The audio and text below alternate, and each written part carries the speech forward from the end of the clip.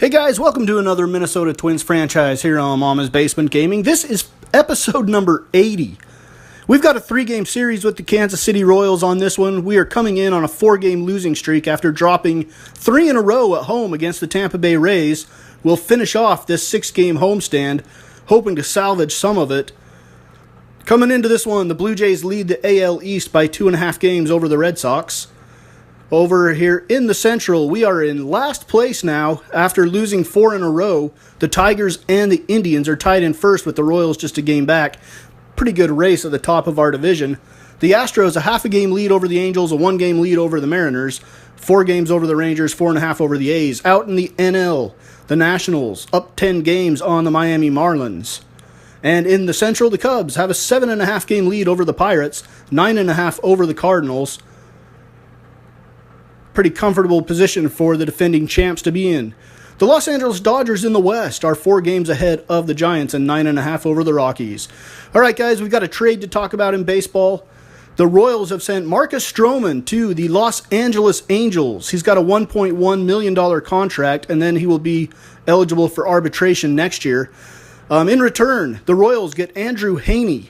He's got 4 years left on a $1.1 million per year deal, and Cole Calhoun, the 29-year-old, also goes to the Royals from the Angels, and he has a $2.6 million contract this year and will be eligible for arbitration after the season. So the first game of this 3-game series from Target Field, the Royals coming in at 42-34. We are 33-44. Alex Meyer takes the hill for us. He's 3-5 with a 3.78 ERA. 97 strikeouts, 17 walks. 3 strikeouts in this game would give him 100 for the season. And his opponent making his first start in a Kansas City Royals uniform is Andrew Heaney, who was 7-4 with the Angels in 15 starts, a 3.93 ERA. Giving up 94 hits and 13 walks, good enough for a 1.20 whip. We get things started off in the second inning. Byron Buxton steps into the box. He's 1 for 1 on the day, batting .280. He's got runners on the corners with 1 out. Here's the delivery from Heaney, and Buxton skies it into center field. And the catch is made out in center. Runner tagging from third and will score easily, and the Twins jump out to a 1-0 lead. John Ryan Murphy comes in to score on the Byron Buxton sac fly. At the end of 2, the Twins lead at 1-0. On to the third inning. Lorenzo Cain at the plate. Cain drives it to right field. A runner on first, but the catch is made out there in right field by Emilio Bonifacio. And in the middle of 3, it's still 1-0 Minnesota. Fourth inning. Paul Molitor looking on as Joey Bats comes to the plate for the Royals. Here's the delivery with runners on first and second, and Joey Bats drives it deep into right field. There is no doubt about that one. It's pretty much above the seats out there. 18th home run of the year for Jose Bautista. It's a 3-run shot that gives the Royals the lead here in the middle of the 4th inning. 6th inning. Cole Calhoun steps into the box, making his Kansas City Royals debut. Runners on the corners with 1 out, and he drives it to center field. Byron Buxton underneath it, runner tagging from third, and the throw is going to be cut off there by Joe Mauer. In the middle of 6, the Royals extend their lead to 4-1. We go to the 8th inning. Jim Johnson comes in. He's got a 3.44 ERA. Lefties are batting .365 against him. Righties are batting .300, and he's going to face Jose Bautista, who's 1 for 2 on the day with a 3-run home run. He's got a runner at second and 1 out, and Bautista grounds it up the middle. And the runner rounding third is Gerard Dyson, so that's an easy score for the Royals. And Joey Bats with the RBI single into center field. The Royals go on to win this one 6-2, sending us to our 5th straight loss. Alex Meyer gets the loss. He only records 2 strikeouts, so he sits at 99 for the season. Andrew Heaney a win in his first start for the Royals. Kansas City leads the season series 5-2. As Lorenzo Cain goes 2 for 5 with an RBI, and Joey Bats 2 for 3 with a home run, and he drives in 4. Okay, guys, we're going to get into a little GM meeting here with our third baseman being the subject. We're going to look at third base. We're going to do look at what we've got, and then later on in the episode, stick with us, and we will look at guys that we could be possibly acquiring as the trade deadline nears. Obviously, Luis Valbuena is our starter. He's 79 overall. He is 31 years old, though, from Venezuela. Very good power. He's not hitting very well for average, but we have him for the next 3 years on a $5.3 million deal. Charlie Culberson is behind him. He's a B potential.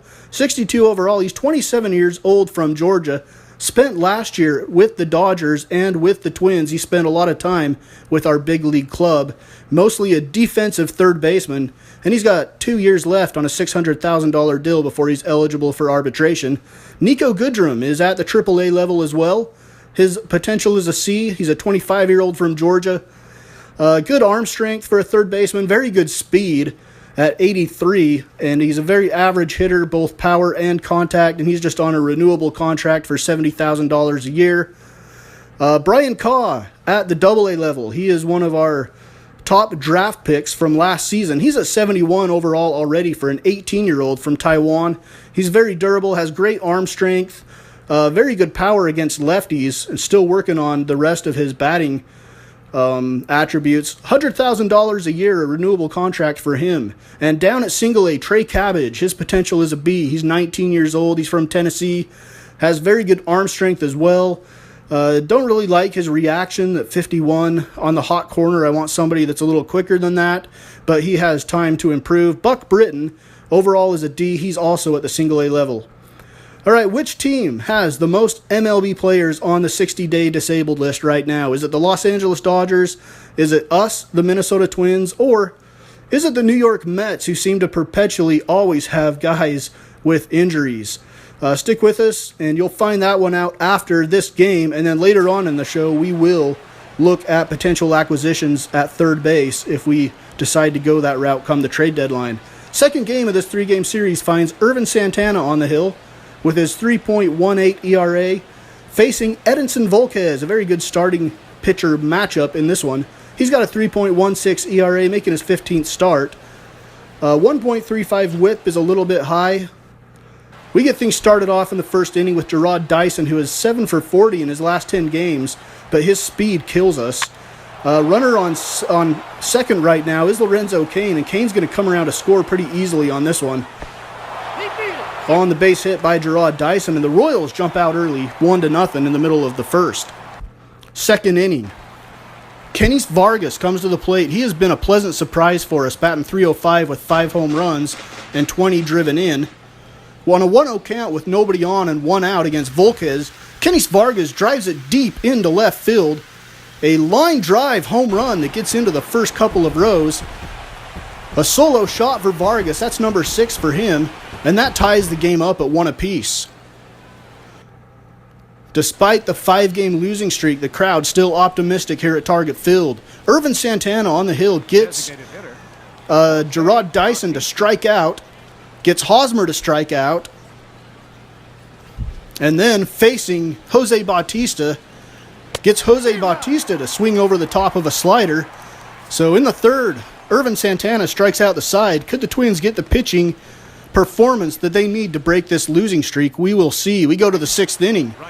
Ervin Santana facing Cole Calhoun with the runner on first. The runner going, and Calhoun blasts it to right field. Way up there. I didn't even see where that one came. There it is. It finally came down. Clear back onto the patio. A 2-run home run for Cole Calhoun, 427 feet, his 14th of the year. And this one comes in the Kansas City Royals uniform. A very deep home run gives the Royals a 3-1 lead. We head to the 9th inning. Wade Davis on to try to close this one out. He's got 21 saves.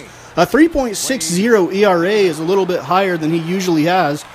And he's facing Brian Dozier, his first pitch of the 9th inning. And Brian Dozier, on the breaking ball, rips it into left field. And that one is over the head of Gerard Dyson and into the seats. A solo home run for Brian Dozier. And that cuts the lead to 3-2. John Ryan Murphy steps in now. He is 1 for 1 on the game, a runner on first. And John Ryan Murphy grounds it to third. On to first for the final out. Hosmer gloves it. And the Royals send the Twins reeling to their 6th consecutive loss. Cole Calhoun, 3 for 3 with a home run, 2 RBIs. Edinson Volquez gets the win. Wade Davis notches a save. Ervin Santana, despite a quality start, gets tagged with the loss. He is 7-5 now. Brian Dozier 2 for 4 with a home run. We fall to 33 and 46. It's the worst record we have had all season, 13 games below 500.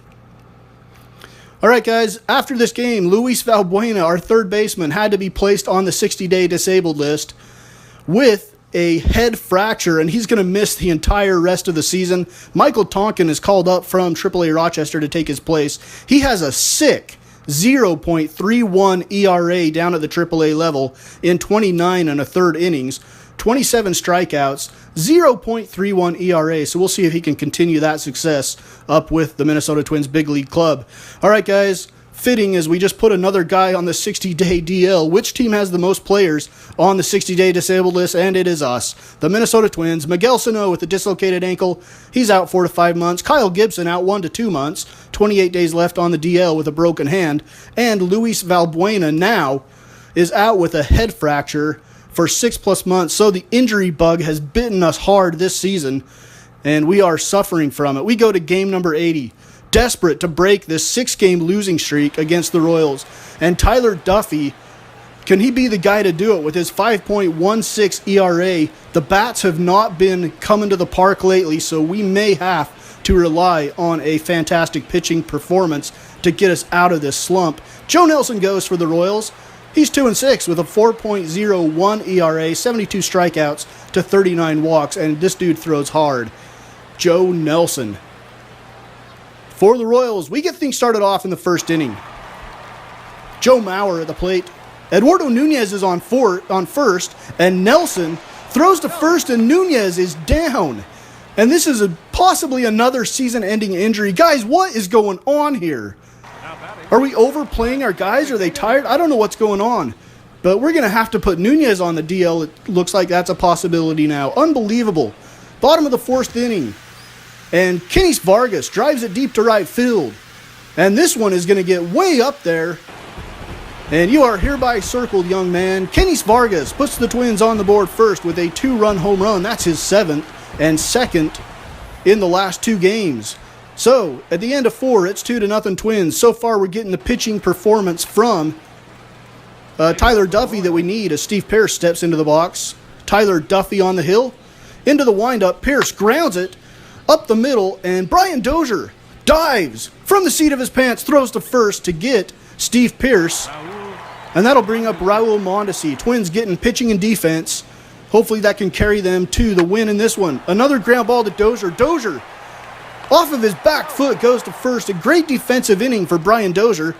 And the Twins maintain the 2-0 lead as we head into the 6th. Gerard Dyson steps in. He's batting .250 on the year. Lorenzo Cain stands at first with Dyson at the plate, and Dyson lines it into center field. Cain around second, heading to third. Buxton has it.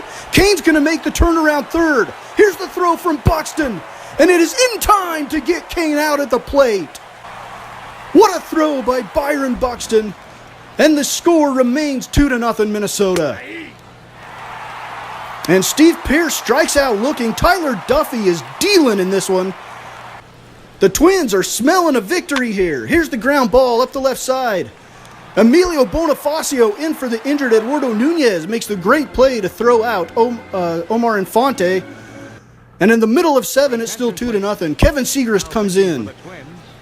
In the setup role, he's got a 3.06 ERA facing lefty Eric Hosmer, who's 0 for 3 on the day. There's a runner at second, so Hosmer represents the tying run, and he is just going to sky this one into center, where Byron Buxton is underneath it to make the catch, and that ends the 8th inning for the Royals, with the Twins still leading 2-0. We go to the 9th now. Jordan Schaefer on for the Royals. In 33 games, he's got a 4.22 ERA, and he's facing Mike Zunino, who's batting .156. And Mike Zunino, there must be some mistake. Zunino's hitting the ball. He drives it deep to left field, a 2-run home run for Mike Zunino, and this made me curious. When was the last time Mike Zunino even got a hit? It was back on June 8th against the Miami Marlins. He went 1 for 4 with a home run and an RBI. 27 at-bats later, he finally gets another hit in this game against the Kansas City Royals. 0 for 27. But he gets us on the board with 2 more insurance runs as Jake McGee comes in to try to bolt this one down. It's not a safe situation per se, but it is a safe situation for the Twins. They can't afford to blow this one. And the final out of the game is recorded at first on the swinging bunt, and the losing streak is over. A 6-game losing streak comes to an end. The Twins with the win. They're back in the win column in game number 80 with a 4-0 victory over the Royals. We improved to 34-46. We're one game away from the midway point of the season, and we are cruising towards the All-Star break and the trade deadline, where we are going to be pretty active, I suspect, at the trade deadline. Of course, we can't trade guys that are hurt, so maybe I don't know what to do. We can't trade Nunez because he's hurt. We can't trade Sano, not that we would, because he's hurt. We can't trade Kyle Gibson because he's hurt. We can't trade Luis Valbuena because he's hurt. Who do we have left to trade? I don't know. We're gonna see what we can do. We're gonna move some guys. All right. Culberson was called up to take the place of Nunez. All right, guys, we're looking at potential acquisitions. Colin Moran in the Astros organization. His potential is an A. He's a 24-year-old from New York. Really like his reaction speed and durability and arm strength. All of that looks good. He's a good contact hitter and very good vision. I really like this guy. He is a left-handed batter on the Astros bench right now. $507,000 a year contract. Really like this guy. We might have to get up quite a bit to get him, though, as he has an A potential. Ryan McMahon has a B potential. He's a 22-year-old from California. I don't like him as much as I like Moran.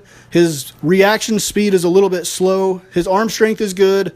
He's a good contact hitter, though, not bad for a little 22-year-old from California. Ryan McMahon, $70,000 a year, renewable contract. He's cheaper than Moran would be, but he might need a little bit more time to develop. Moran is a little bit closer to being big league ready. Tyler Nevin in the Colorado Rockies organization, a B potential. He is a 19-year-old from Oklahoma. I like his reaction speed at this point, good arm strength. Batting needs to come around. He's got pretty good plate vision, though. Again, he's just a 19-year-old from Oklahoma. An 18-year-old, Tim Killian. Now, I really like this guy, except for one thing. He's got a B potential. He's 73 overall. Great contact, especially against righties. Very good fielder and unbelievable reaction speed. But the thing I don't like was his durability was like at 16, so he could always be hurt. And in the Toronto Blue Jays organization, Matt Dominguez is a B. He's 27 years old. His durability is fantastic. Reaction speed's not as fast as I would like. He's got good vision. So we'll see where we go as third basemen are concerned. We end this episode with the Jays, 4.5 games ahead of the Red Sox.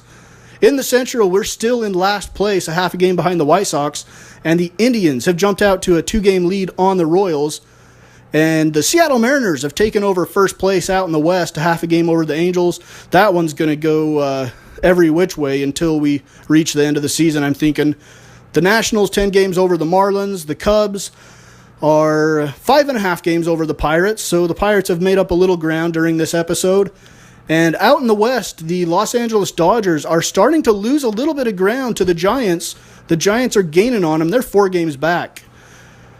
And the Rockies are 9 games back. Okay, guys, next episode, we are hitting the road once again to Arlington, Texas, to take on the Texas Rangers. That'll be Twins Franchise episode 81. And we will look at the shortstops in our organization, as well as possible shortstop acquisitions.